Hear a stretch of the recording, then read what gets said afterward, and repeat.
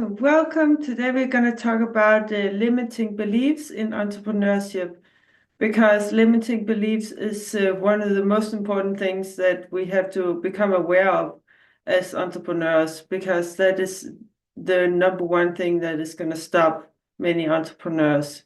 And oftentimes we don't even know that we have limiting beliefs or know what they are. So let's cover that a little bit.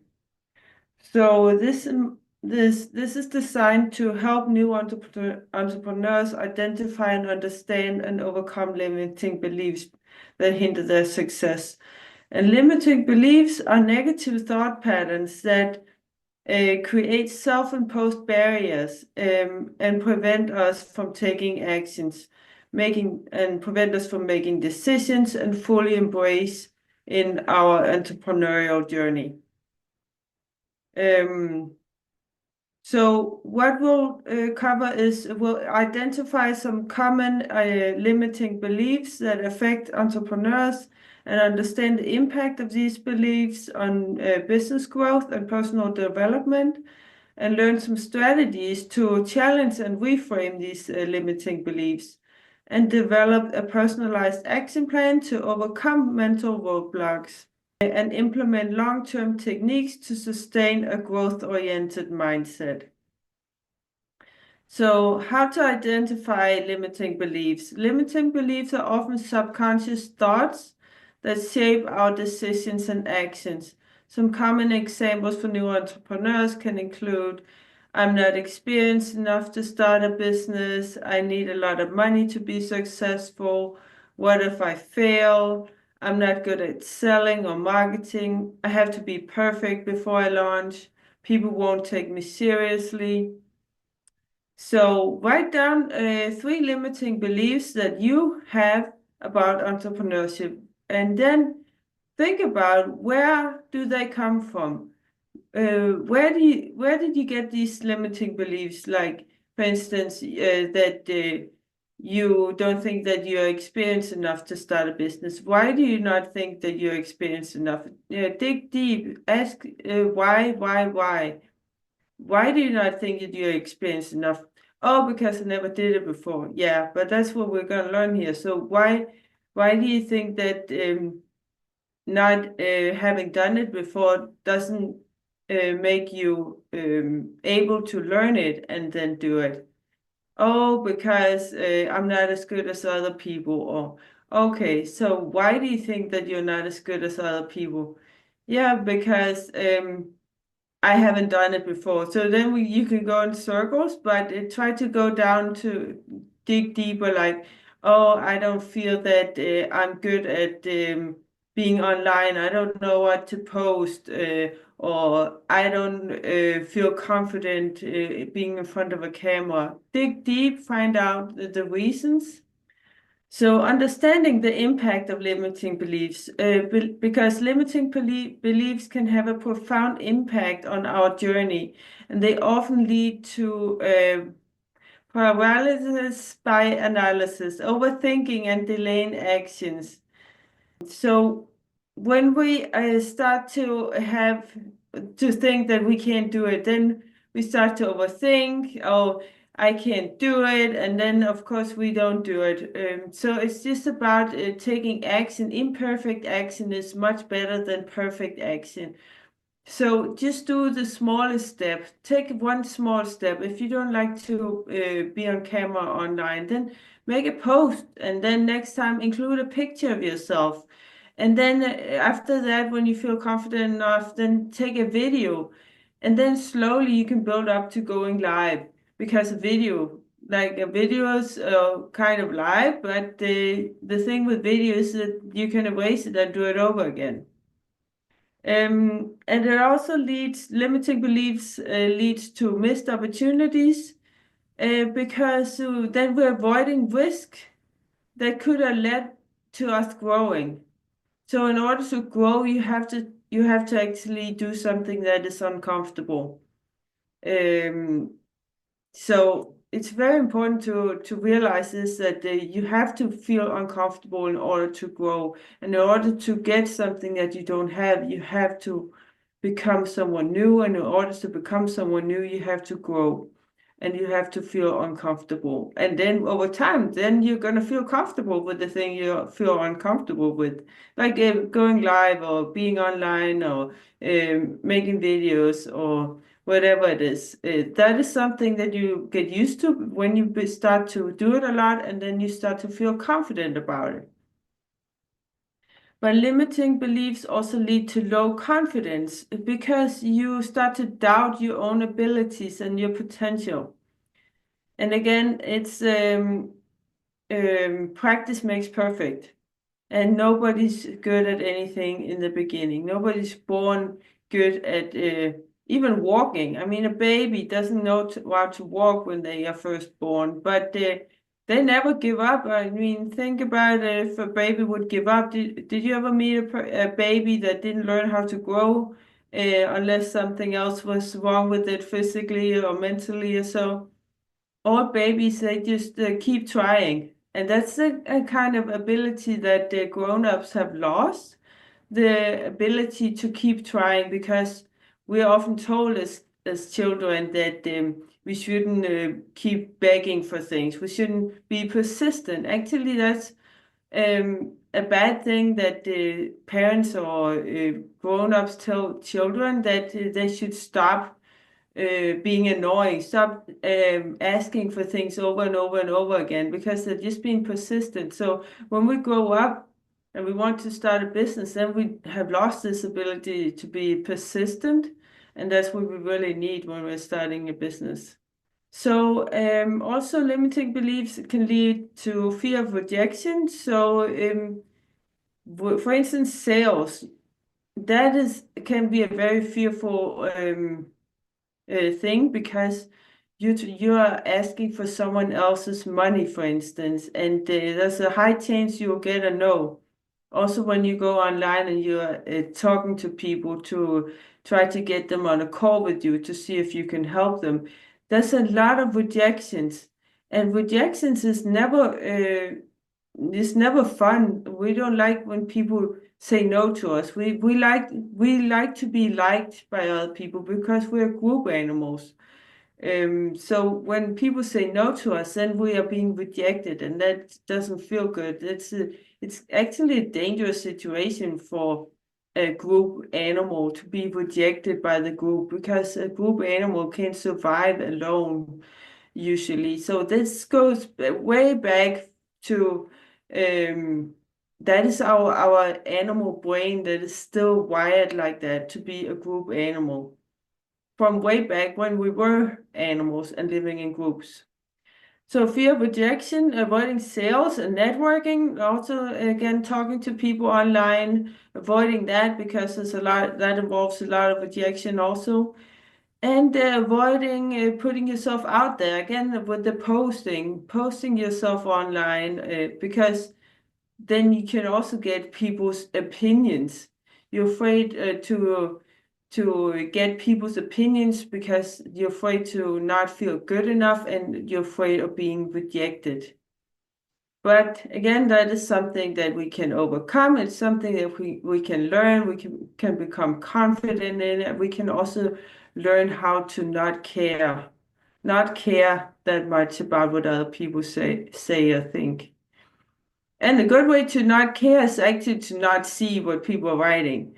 So stop going on social media or stop reading the comments. Of course, you have to go there to talk to people and to post and stuff like that. But yeah, if you see some comments, then just either don't read it. That can be hard, of course, but just learn how to disregard it.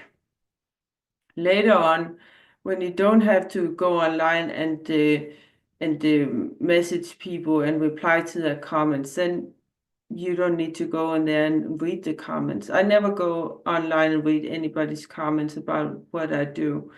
So I just go there, I just make content, and someone else is posting it for me. And if they want to reach me, they can send me a message. I don't read the comments. And I never get any nasty messages. Well, rarely at least. So also limiting beliefs can lead to self-sabotage. So engaging in behaviors that prevent our progress, because that can be also, again, procrastination. Then we start to do things we tell ourselves is more important, but it's really not. And maybe we know it, maybe we don't, but it's just something that is self-sabotaging. Like, oh, I need to make a logo instead of going online and chatting to people, or I need to be better at sales. I need to study a lot more before I can do this thing. Learning and studying, that's a big thing that we use for procrastination. Yes, we need to learn and study, but it can also be used as a way of procrastinating. So be aware of that. So, for instance, you can examine think about an entrepreneur who's struggling with limiting beliefs and how to overcome them, and it leads to success.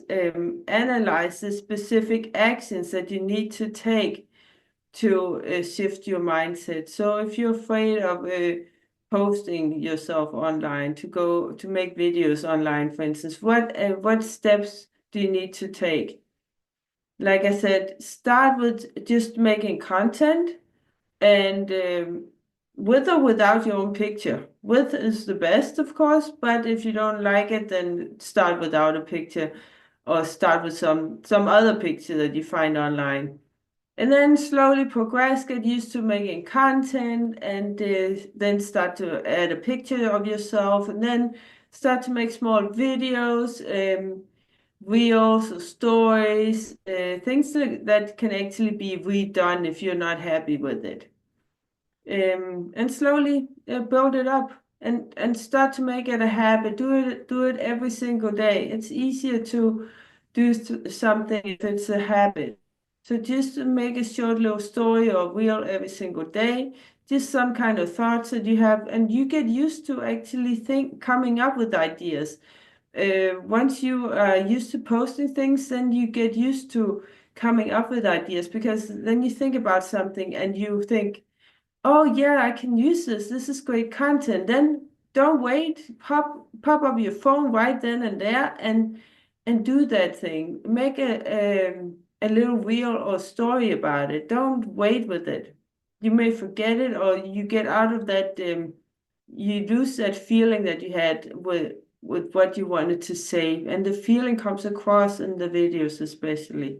So challenging and reframing limiting beliefs. To break free from limiting beliefs, you need to recognize the beliefs, like for instance, I'm not good at selling, and then question its validity. Is this true? So you can say, I'm not good at selling, but have you had a lot of sales calls? If not, then it's not true. You don't actually know it, because you haven't done it that much. And if you have had sales calls, how many did you have?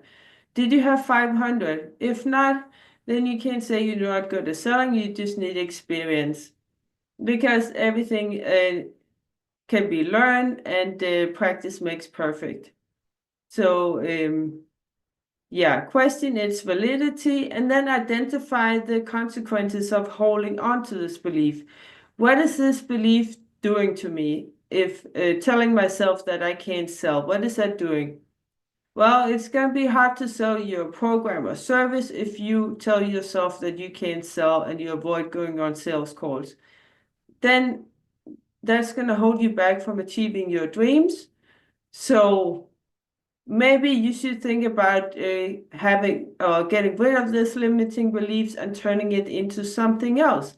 So reframing it with the empowering beliefs, like you can actually tell yourself, I love selling, I'm good at selling, and it may seem crazy, and you don't believe yourself at first, but if you keep saying that to yourself, you can record it as a voice note on your phone, and then have headphones on it, and then headphones on, and listen to it on repeat over and over and over, especially in the morning and in the evening when our subconscious mind is open. We listen to it over and over and over again. And it is actually going to manifest as something that you will start to feel that you are good at selling and that you like to sell. It sounds crazy, but it works. And then take immediate action to test the new belief. So, yeah, it's maybe a little bit difficult with the selling thing. But for instance, if you have the limiting beliefs that you don't know how to make content, you don't know how to make videos, then pop up your camera and make a reel or a story. It doesn't matter how it turns out. The thing is that you did it. So you overcame yourself. So for each limiting beliefs identified earlier, you can rewrite it as an empowering beliefs. So think about a limiting belief you have and rewrite it and make a voice note on your phone that you can listen to over and over and over again. You can have many limiting beliefs that you can say in that voice note so that you can overcome many things at the same time. And be patient. It takes time. It takes quite a long time to overcome limiting beliefs. So you have to be listening to this thing for a long time. Once or twice is not enough, or maybe a week or a month, it's probably also not enough. So some practical strategies to overcome limiting beliefs. Adopt a growth mindset. View challenges as opportunities to learn rather than as failures. This is easier said than done. But really, it is any kind of challenge that you had. Think about challenges that you had previously in your life. Think about what did they do to you? Probably you went through some things that actually made you grow, something that you're proud of, that you overcame. Maybe that's exactly the thing that your coaching program is about. Maybe you overcame something and you want to help other people overcome the same thing. And that is a growth mindset. And you can adopt that with any area of your life. A lot of people don't have this growth mindset, but that is a key thing for entrepreneurs. Otherwise, we're not going to be able to start a business because it is difficult. So we need to be optimistic. Entrepreneurs are very optimistic. We have to be because it is difficult and the odds of succeeding are actually low, but we don't think about that. And the only way you can fail is if you stop. If you continue to work on it, try new things, but don't pivot too often, then you will succeed for sure. And then surround yourself with support, um, with like other entrepreneurs, mentors, coaches, other entrepreneurial communities, because being an entrepreneur is not a common thing. So if we just surround ourselves with people who are not entrepreneurs, they have a different mindset and they're going to tell us to slow down, stop, relax, all these things that they believe in. And maybe they'll also say you can't, but that's their limiting beliefs and they're trying to rub it off on you and you can't let them do that. And it's difficult to let it go in one ear and out the other one. So it's actually easier to not spend that much time around people like that. So find friends, entrepreneurs, other people with a growth mindset, people who support you. It's very, very important. It's more important than we actually think.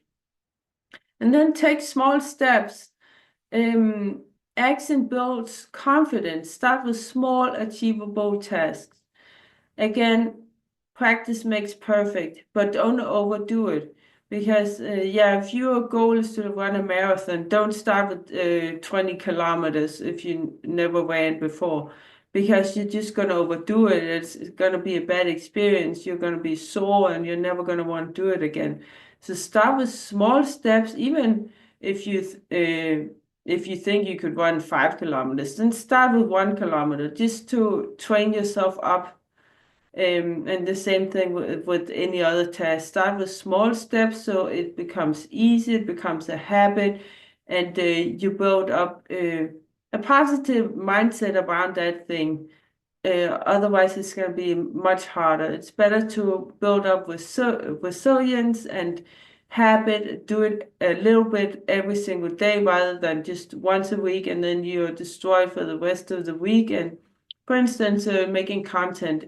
Some people like to do it once a week. Yeah, I can see that they make batch content. That can be good for some people, but it can also be something that you can procrastinate on, something that you fear or you push in front of you. Oh, I have to do 7 pieces of content right now and I have no ideas.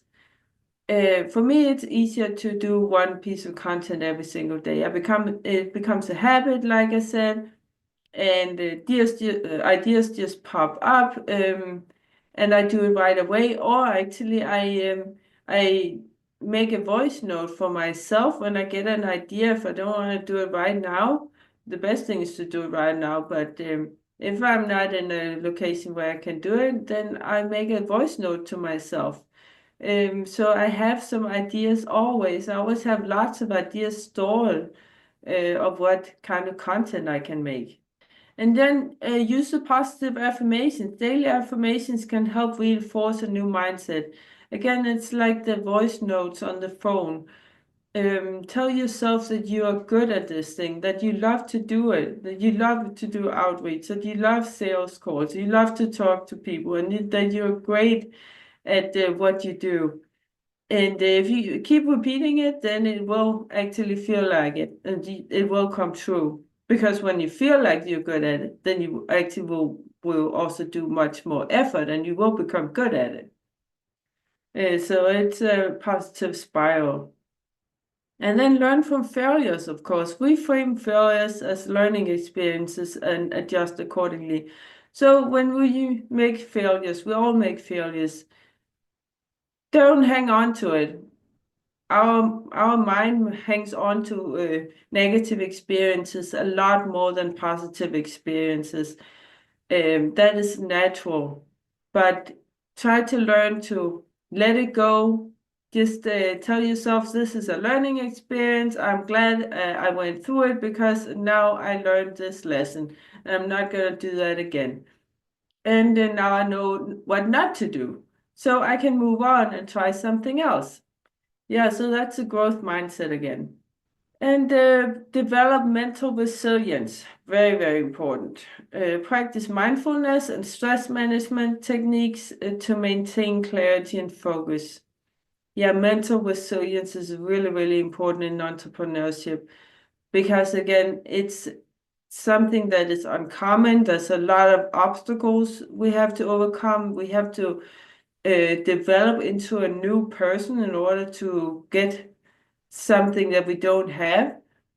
And that requires a lot of mental resilience because we have to keep doing something over and over and over again for a long time without seeing any result. And that is very uncommon for most people to keep doing that. It seems stupid to other people to keep doing something that is not working, but if you keep doing it, you will learn, and at some point you'll find a way to do it. You'll find a way that works. But what you can do to help yourself is practice mindfulness, meditation, for instance, stress management, because when you start a business, there's thousands of things you have to do.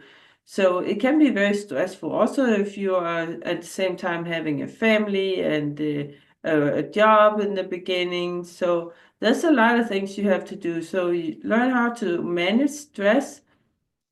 Don't look at all the things that you have to do. Look at just one thing and do that. Just one step at a time.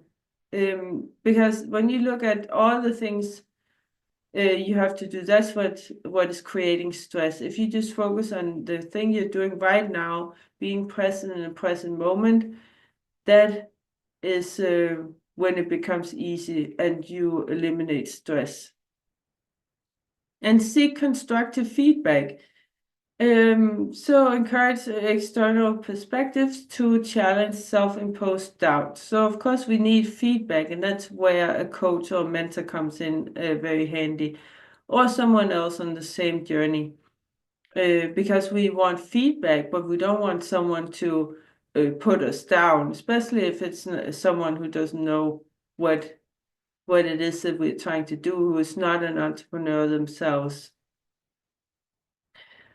So what you can do is you can create a short action plan outlining one limiting belief and work on that. And then have a deadline for taking the first step. Have a deadline, put a date on it, date and time. I'm going to start to post tomorrow. I'm going to start outreach right now, actually would be the best. And then set up a reflection log to track progress over time. It's also important to track things because we cannot rely on our memory to track things. Our memory is very, very faulty. For instance, it don't mostly remember negative experiences. So you have to write things down in order to really track things. Like, for instance, how many messages you sent out, how many positive replies you got, and how many negative. We don't have to track negatives, actually. Focus on the positive. But if you don't write down how many you sent out and how many positives you got, then it's going to feel like you sent out a lot, 100, and you got no positive replies. Whereas maybe that's not true. Maybe you sent out 10 and you actually got one positive reply. So therefore, it's important to write it down to really keep track and have the correct data to make decisions from. Also, if you have an offer, then you need to keep track of how many times did I present this offer to someone. Because if you have presented to a person for over 300 times, and not the same person, of course, but to people over 300 times, maybe you need to change it. But don't change it before you have validated data on it. So don't change it after 5 times or 1 time or so, and one person didn't like it. That's not validated data. So the conclusion, overcoming limiting beliefs is an ongoing process. This is something that we have to work on for the rest of our lives. That is not a one-time deal. That is something we have to continue to work on. But awareness and action and new can help. So become aware of your limiting beliefs. It becomes a habit to become aware of your thoughts, actually, and take action. And that way you can build confidence, a resilience, and a success-oriented mindset. And by regularly challenging negative thoughts and embracing a proactive approach, you can unlock your full potential and achieve your business goals. So you can share your takeaways with the community and take one immediate action on something that you have been procrastinating on, maybe, or limiting beliefs. Maybe you think I can't make videos and post it. Then do it. Take one action, one small step. Make a small story. It doesn't have to be long, just a couple of seconds. Really, it's just about doing it. It's just about overcoming yourself and taking action. So I hope this helps. Message me if you have any questions. Thanks for watching.